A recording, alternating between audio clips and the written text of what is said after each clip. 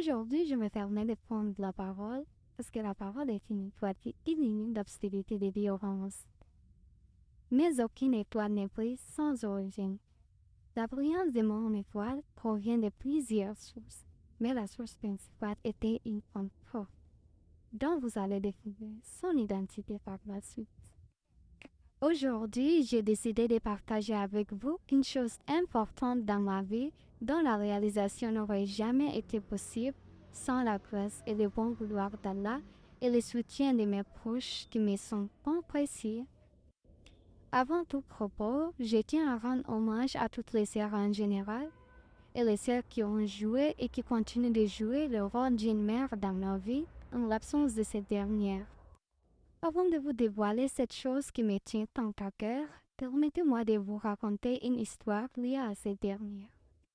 L'histoire remonte en 1993 où un jeune couple accueilla leur premier enfant, à qui il donna le prénom Amira, ce qui signifie la princesse en français.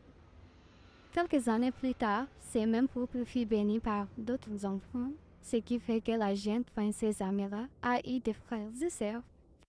Le couple vivait une vie heureuse jusqu'en 2009 où la famille rencontra un grand bouleversement car la reine-mère rendit l'âme en laissant derrière elle la jeune Amira qui n'avait que 10 ans avec ses autres enfants, désormais sous sa responsabilité.